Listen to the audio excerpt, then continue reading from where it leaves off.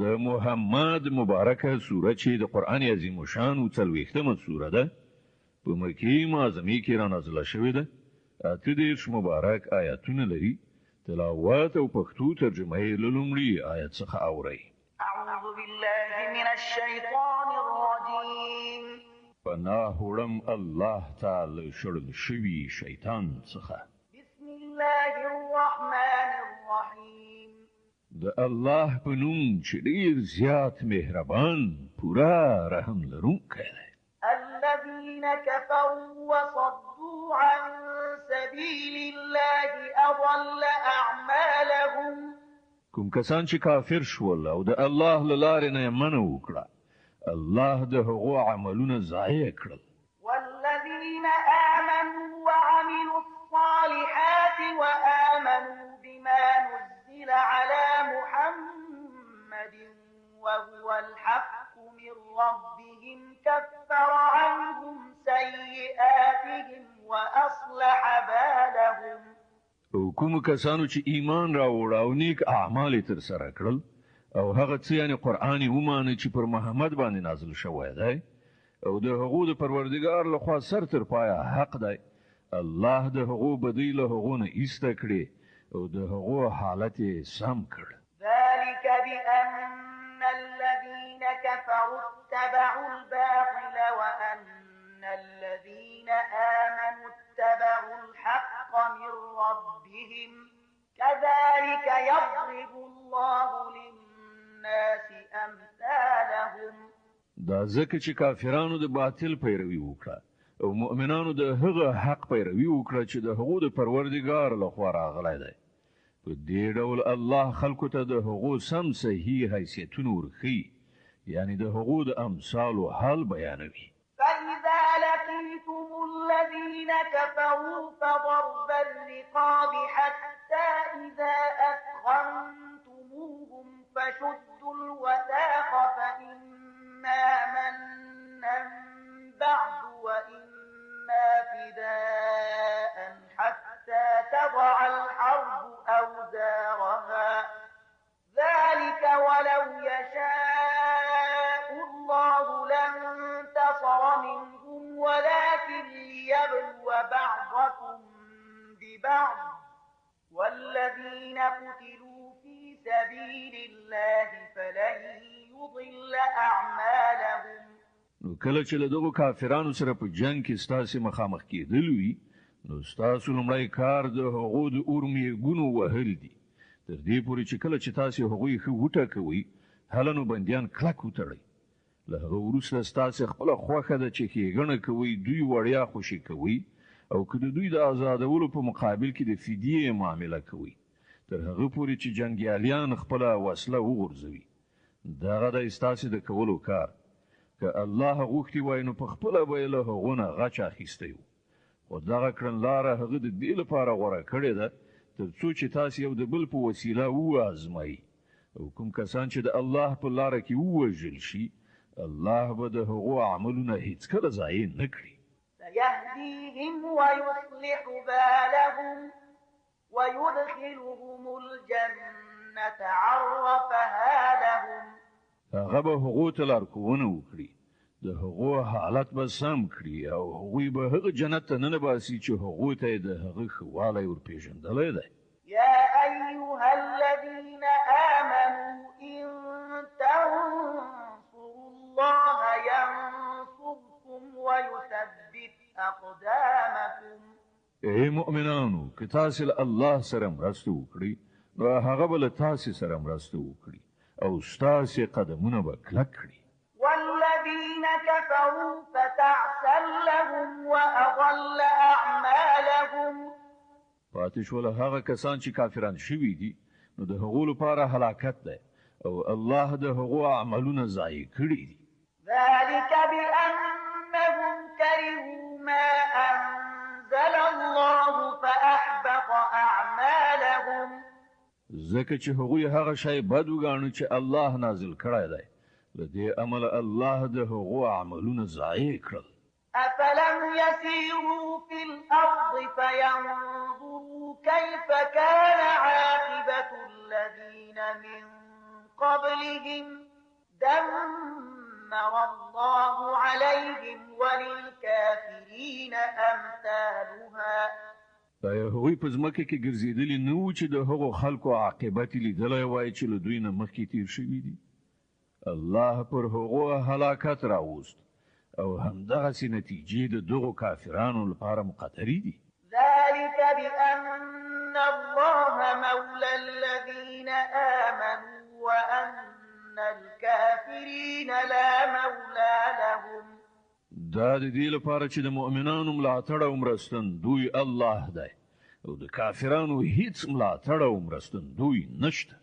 إن الله يدخل الذين آمنوا وعملوا الصالحات جنات تجري من تحتها الأنهار والذين كفروا يتمتعون ويأكلون كما تأكل الأنعام والنار مثوى لهم. هغه کسان چې ایمان راوړی او نیک عملونه یې کړي دي الله به هغوی داسې جنتونو ته ننباسي چې تر هغو لاندې ویالې بهیږي او کافران فقط د دنیا د څو ورځني ژوندانه خوندونه اخلي، د څارویو په شان خوراک څښاک کوي او د هغو وروستی استوګنځی دوزخ دی.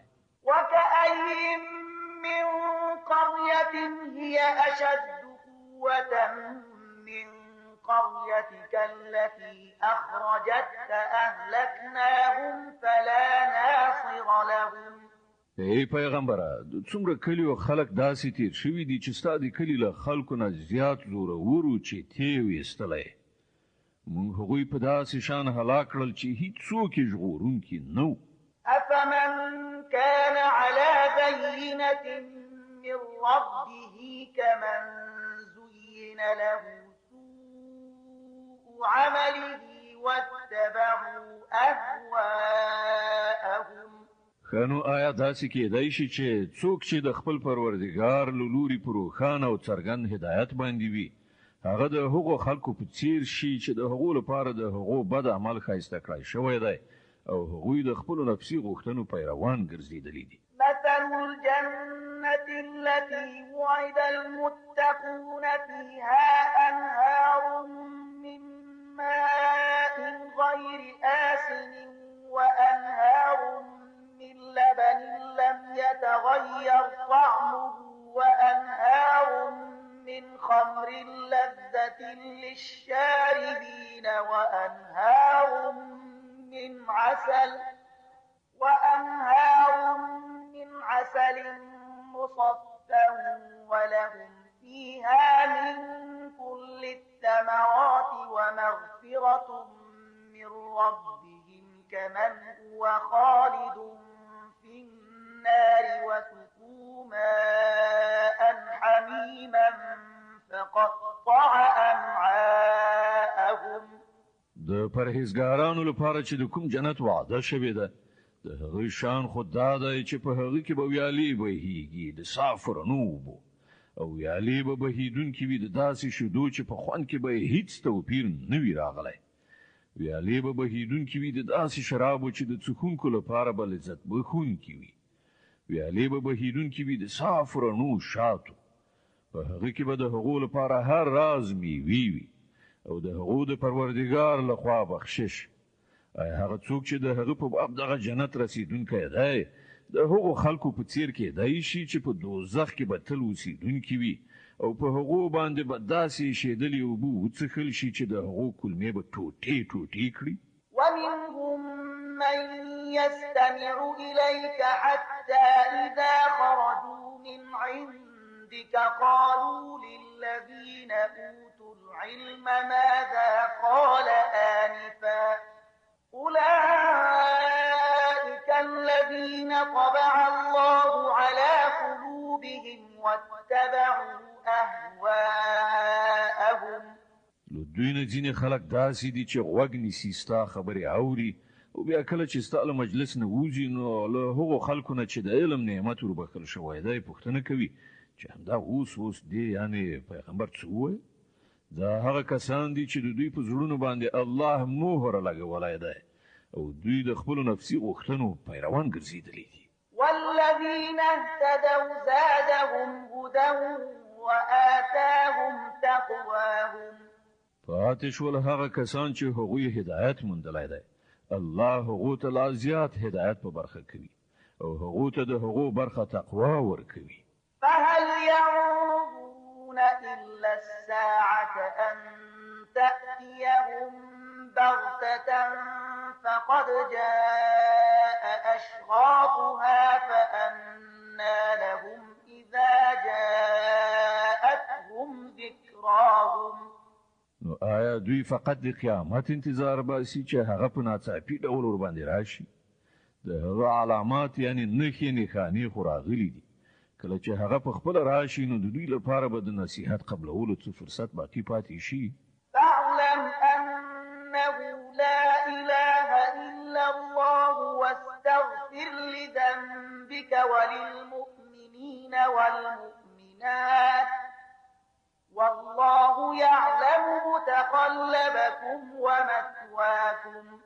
نو ای پیغمبره خو وپوهیږه چې له الله نه پرته بل هیڅوک د عبادت وړ نشته او بخښنه وغواړه د خپل ګناه لپاره هم او د مؤمنانو نارینه او ښځو د ګناه لپاره هم.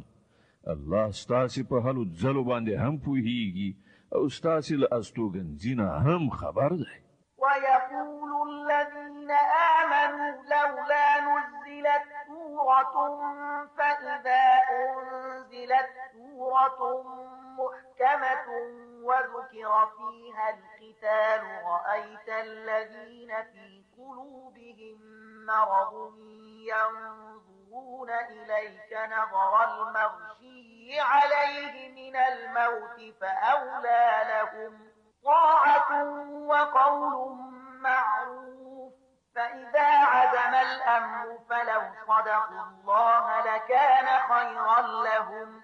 فهل عسيتم إن توليتم أن تفسدوا في الأرض وتقطعوا أرحامكم. کوم کسانو چې ایمان راوړی دی هغوی وویل چې کوم صورت ولې نه نازلیږي چې په هغه کې د جګړې امر وشي، خو کله چې یو محکم صورت نازل کړی شو چې په هغه کې د جنگ یادونه وه نو تا ولیدل چې د کومو کسانو په زړونو کې چې ناروغي وه هغوی ستا لوري ته په داسې شان ګوري لکه چې په چا باندې د مرګ څپې خورې شوي وي. خو دوی ته بهتره دا ده چې اطاعت وکړي او غوره خبره وکړي. خو کله چې غوڅو حکم ورکړی شو که د هغوی په هغه وخت کې له الله سره په خپله وعده کې رښتینولي ثابته شوې وای نو د همغو لپاره ښه وه. اوس آیا له تاسې نه له دې نه پرته نوره څه هیله کېدی شي چې که په شا واوښتلی نو په ځمکه کې به فساد برپا کړئ او په خپلو منځو کې به یو د بل سرونه غوڅ کړئ او د خپلې خپلوۍ اړیکې به وشلوئ. أولئك الذين لعنهم الله فأصمهم وأعمى أبصارهم. دوی همغه خلک دي چې الله ور باندې لعنت وکړ او هغوی ړانده کاڼه کړل. أفلا يتدبرون القرآن أم على قلوب أقفالها. دوی پر قرآن غور نه دی کړی یا پر زړونو باندې د هغو قلفونه وهل شوي دي. إن الذين ارتدوا على أدبارهم من بعد ما تبين لهم الهدى الشيطان سول لهم وأملى لهم. حقیقت دا دی کوم کسان چې د هدایت له روښانه کېدو نه وروسته له هغه نه وګرځېدل د هغو لپاره شیطان دغه کړنلاره اسانه کړې ده او د دروغجنو هیلو لړۍ د هغو لپاره اوږده کړې ده.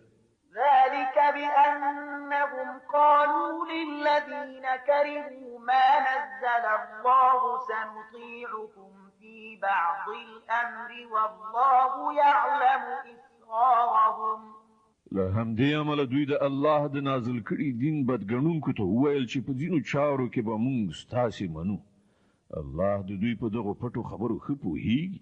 فكيف إذا توفتهم الملائكة يضربون وجوههم وأدبارهم. نو په هغه وخت کې به څه حال وي چې پرښتې د دوی ساګانې واخلي په داسې حال کې چې دوی به په مخونو او شاګانو وهي.